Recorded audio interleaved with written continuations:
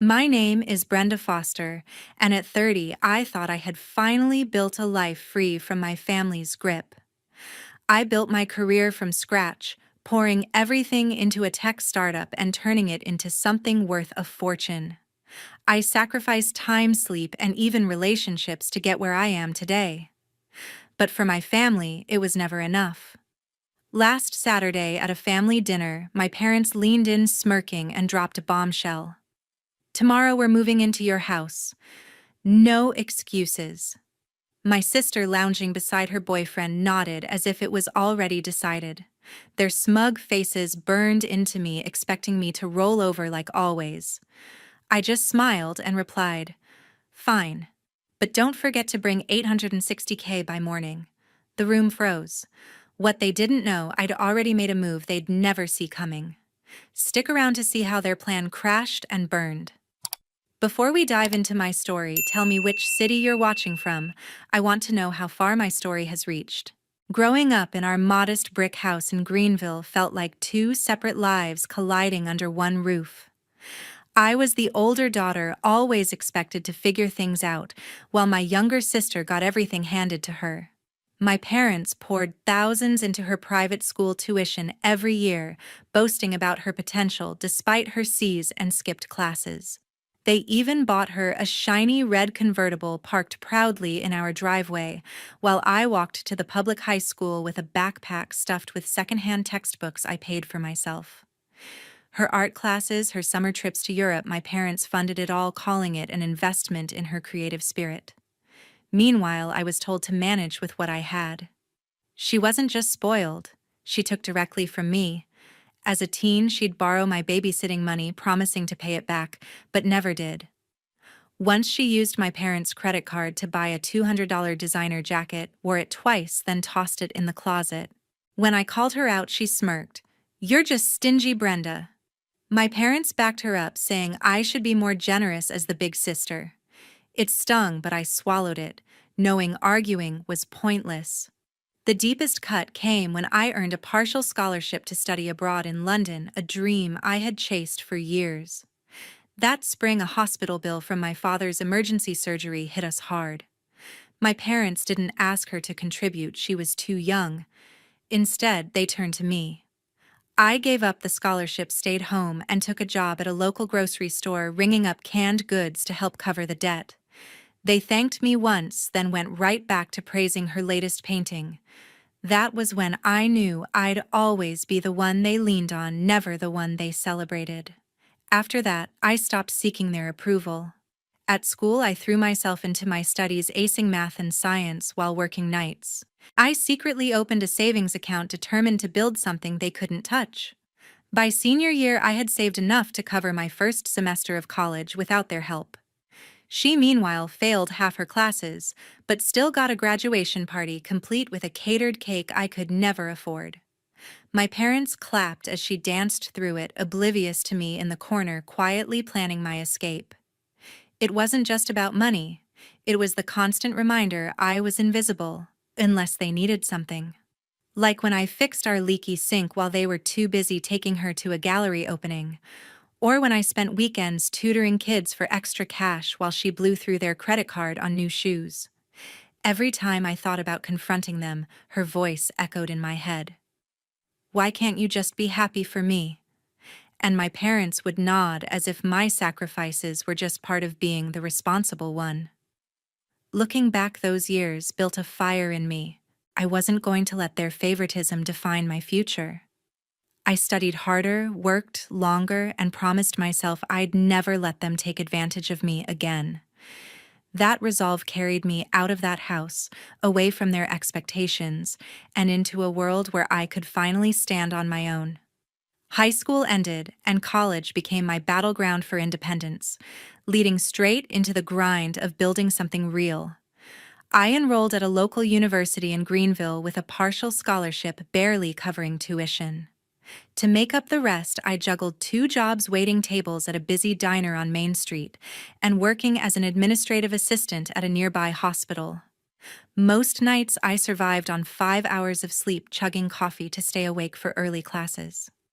My parents, meanwhile, paid my sister's full tuition at a fancy liberal arts college. She partied with friends, posted beach trip photos, and never worried about bills. I'd see her posts during my breaks, her carefree smile a stark contrast to my aching feet and endless spreadsheets.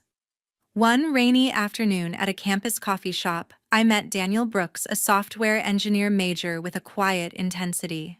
We bonded over our packed schedules, trading stories about late-night study sessions and side hustles. He'd grown up fixing computers for extra cash, so he got it. Self-reliance wasn't just a choice, it was survival. Daniel became my anchor, the one person who saw my drive and didn't judge me for it. We'd grab cheap tacos after shifts, dreaming about building something bigger than ourselves. His encouragement kept me going when I wanted to quit, especially on days when exhaustion made every step feel like wading through mud. Between classes and work, I stumbled into an online course on healthcare technology. It wasn't glamorous, but it clicked. The idea of using tech to help people monitor their health remotely fascinated me. I started interning at a small Greenville startup focused on a health tracking app, unpaid at first. The team was scrappy, working out of a cramped office with mismatched chairs. I poured my savings, $2,000 scraped together from diner tips, into their early project, betting on its potential. Late nights coding basic prototypes or analyzing user data became my obsession. I wasn't just learning, I was building a future I could control. By senior year, I graduated with a 3.7 GPA, my student debt lower than most, because I'd worked myself to the bone. The startup offered me a full-time role and I jumped in. Over the next 5 years, I climbed from intern to lead developer, pouring every spare hour into the app's growth. We hit milestones: our first 10,000 users, then a contract with a local hospital system. My stake in the company grew, a mix of sweat equity and small investments from my savings. At 27, I bought a modest one-bedroom apartment in Greenville's suburbs close to our office. It wasn't flashy, but it was mine, paid for with no help from anyone. I thought maybe, just maybe, my family would see what I'd built and respect it. So at 28, I invited them to visit our startup's office when we hit our first million in revenue. My parents walked in, eyes wide at the sleek monitors and bustling team. My sister trailed behind, snapping photos for her social media. They nodded, said things like, "This is impressive," and "You've done well." But then came the questions, too specific, too eager. My father asked about the company's valuation, how much my shares were worth. My mother pressed, "You're making good money now, right? Family helps family." My sister chimed in, suggesting I could share the wealth to make things easier for them. Their words sounded warm, but their eyes gleamed with something else: greed, plain and simple. That night, lying awake, I replayed their comments. Daniel sat with me, pointing out how their tone shifted when they talked about money. It wasn't pride, it was calculation. I'd spent years proving I didn't need their approval, but now I saw they weren't here to celebrate me, they were scoping out what they could take. My stomach churned at the realization. I'd built this life from nothing, and they were already circling like vultures. That moment hardened my resolve. Whatever came next, I'd protect what was mine, no matter who stood in my way. A few months after that visit, whispers from Aunt Carol confirmed what I'd feared about my family's growing greed. It started with a late-night phone call. Aunt Carol, my father's older sister, had always been the one relative who saw through the favoritism. "Brenda," she said, her voice low, "your parents are in deep trouble. They've racked up over $50,000 in credit card debt, all to keep your sister in that fancy apartment and fund her trips." I froze, clutching the phone. She went on, detailing how my parents had paid for Lori's rooftop loft in downtown Greenville and a week-long getaway to Paris, while their own savings dwindled. Worse, Carol overheard them talking about leaning on you to bail them out, counting on my startup's success to fix their mess. The next day, I overheard a conversation that made my blood run cold. My father was on the phone in our old family living room, thinking I was out of earshot. "Brenda's got that big apartment now. he said, his tone clipped. We can move in, save on rent, and get her to chip in more. It's only fair. The words hit like a slap. I stood behind the doorway, heart-pounding memories flooding back of Lori borrowing my babysitting money as a teen, never paying it back, and my parents shrugging it off. This wasn't just about space. They saw my home, my success as their personal safety net. Betrayal burned in my chest sharper than ever. I wasn't going to let them touch what I'd built. That week, I contacted Patrick Sullivan, a lawyer in Greenville recommended by a colleague. In his small, tidy office, I laid out everything: my startup's growth, my shares, and my family's sudden interest. Patrick, calm and sharp, valued my stake at just over $1 million. You need to protect this, he said, adjusting his glasses. I agreed. We worked out a plan to transfer my entire stake to a venture capital fund for $860,000, a clean deal that would lock my assets out of anyone's reach. I signed the initial papers in secret, ensuring the transaction would close before my family could interfere. Every step felt like armor shielding what I'd earned. I kept it all quiet, even from Daniel at first. But one evening, over takeout in my apartment, I broke down. They're not proud of me, I told him, my voice shaking. They just want what I have. Daniel listened, his hand steady on mine, and reminded me I wasn't alone. He'd seen my parents' dismissive attitude before, like when they skipped my college graduation to take Lori shopping. You've got this, he said. You've always been stronger than they give you credit for. His words grounded me, pulling me back from the edge of doubt. To brace for the storm ahead, I leaned on Sharon Ellis, a sharp-witted colleague who'd become a close friend and potential business partner. Over coffee, I shared my fears about my family's intentions. Sharon, who'd navigated her own family drama, didn't sugarcoat it. They'll push harder when they realize you're not budging, she warned. We spent hours brainstorming ways to keep my startup on track, even if my family tried to derail it. Her confidence in our next project, a new health app feature, gave me focus. With Daniel's support and Sharon's strategic mind, I steeled myself for the confrontation I knew was coming. My family thought they could walk all over me, but I was ready to draw a line they couldn't cross. That Saturday evening at Magnolia's Italian Bistro in downtown Greenville, the air thickened with unspoken tensions. My parents sat across from me, their faces smug, as if they'd already won. My sister Lori lounged beside her boyfriend Brian, scrolling her phone with a bored smirk. Daniel sat next to me, his presence steady, while Aunt Carol watched quietly from the end of the table. The clink of glasses and chatter from nearby diners faded as my father leaned forward, his voice low and confident. Brenda, he said, we've decided. Tomorrow we're moving into your apartment. It's got plenty of space, and it's time you helped us out. My mother nodded, her lips curling. It's what families do, she added as if it were a done deal. I let the words hang, my pulse steady. I'd seen this coming thanks to Aunt Carol's warning and my father's overheard scheming. Smiling calmly, I set down my fork. That's interesting, I said, my voice even. Because I've already sold that house for $860,000. If you want to move in, bring that amount to the table. The table fell silent. My father's jaw tightened, his eyes wide with shock. My mother's smile vanished, replaced by a stunned blink. Lori dropped her phone, her face twisting in disbelief. Brian just stared, his fork frozen midair. They hadn't expected me to push back, let alone outmaneuver them. Lori recovered first, her voice sharp. You're so selfish, Brenda. Always hoarding everything for yourself. She snapped, her words dripping with venom.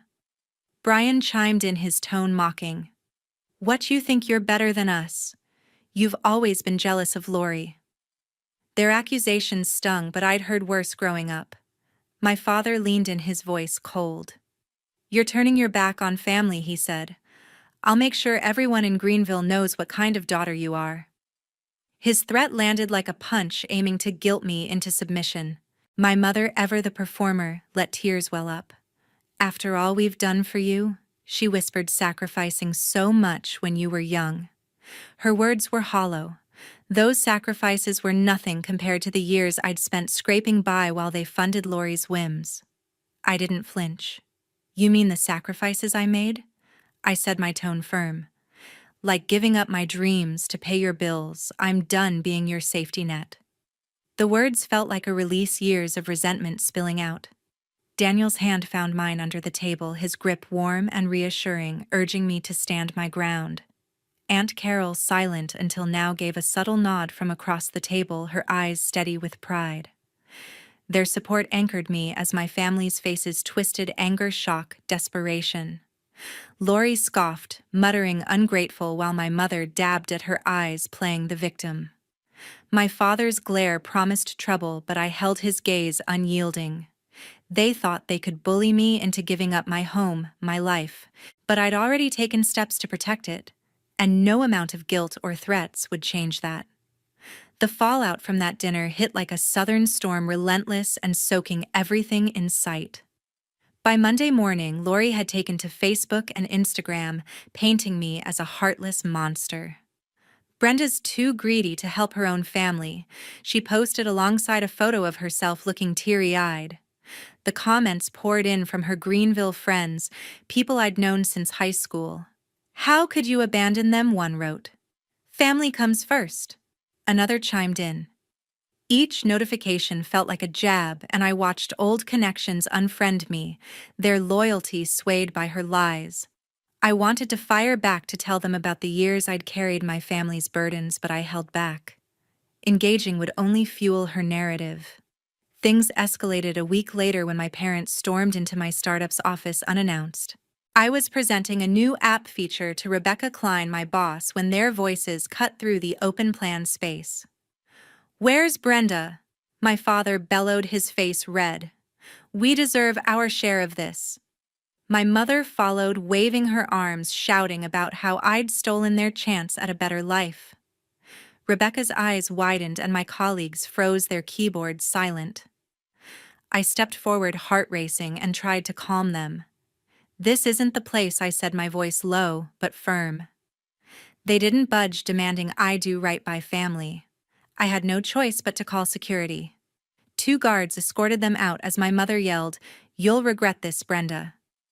The humiliation burned, but I stood tall, refusing to let them sabotage my work. Back at my apartment, I met with Patrick Sullivan, the lawyer who'd handled my share transfer.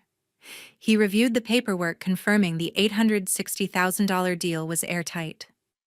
"They can't touch it," he said, flipping through documents. "No grounds for a lawsuit."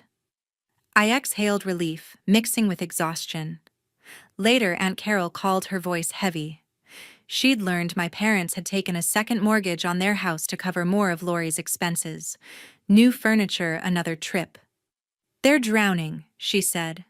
"And they're blaming you." I shook my head, the weight of their choices settling in. They'd built their own mess, but I wasn't going to clean it up anymore. That week, I made a choice. I blocked my parents' numbers, Lori's too. No more calls, no more texts. The decision felt like cutting a rope that had been strangling me for years. I turned my focus to Sharon Ellis, my colleague and friend, who was ready to launch our next project, a health app upgrade with real potential. We spent late nights at her place sketching out plans, her sharp ideas pushing me forward. "You're free now," she said one evening, handing me a coffee. "Don't let them drag you back." Her words sank in, and for the first time in weeks, I felt lighter. The storm was still raging, but I was finding my way through, surrounded by people who valued me for me, not for what I could give them. 6 months on, as Daniel and I unpacked boxes in our new place on the edge of Greenville, the weight of the past finally lifted. We'd tied the knot in a quiet ceremony at a local park, just us, a few close friends, and Aunt Carol beaming from the front row. No lavish reception, no drama, just a simple vow to build a life rooted in mutual respect and independence. Our new home, a cozy 2-bedroom with room for a future family, felt like a fresh start. We spent evenings arranging furniture, laughing over takeout, and planning a life that was ours alone, free from the expectations that had once chained me. With Sharon Ellis by my side, I poured most of the $860,000 transfer from my startup shares into a new venture, an advanced health app focused on mental wellness tracking. Sharon's knack for strategy and my coding skills meshed perfectly. Within months, we launched the app, gaining traction with local clinics and hitting a profit milestone faster than expected. We hired 3 new developers from Greenville, their enthusiasm reminding me why I loved this work. Every late night at the office, every breakthrough felt like proof that I'd made the right call, betting on myself instead of letting my family drain me. Meanwhile, my family faced the consequences of their choices. Aunt Carol, still my only link to them, shared the updates. Lori and Brian split after a heated fight over money he'd grown tired of her endless spending. She moved into a cramped studio apartment, working as an administrative assistant at a local real estate office, barely scraping by on a modest salary. Her social media posts, once full of glitz, now showed a quieter life, no longer propped up by my parents' credit cards. My parents weren't faring much better. To cover their debts, including that second mortgage, they sold the family home, the same one I'd grown up in. They moved into a basic retirement apartment, forced to cut back on dining out and vacations. Aunt Carol said they still grumbled about me, blaming me for their struggles, but I felt no guilt. They'd built their own cage. Looking back, I saw the truth clearly. Setting boundaries wasn't selfish, it was survival. My family's dependence on me, their assumption that I'd always bend, had led them to this point. I'd spent years carrying their weight, from teenage sacrifices to bailing them out of hospital bills, but no more. Cutting them off freed me to build a life surrounded by people who valued my effort. Daniel with his steady support, Sharon with her fierce partnership, Aunt Carol with her quiet strength. As I sat in our new home watching Daniel hang a photo from our wedding, I felt a peace I hadn't known before. The scars of their betrayal lingered, but they no longer defined me. I'd chosen freedom, and it was worth every fight.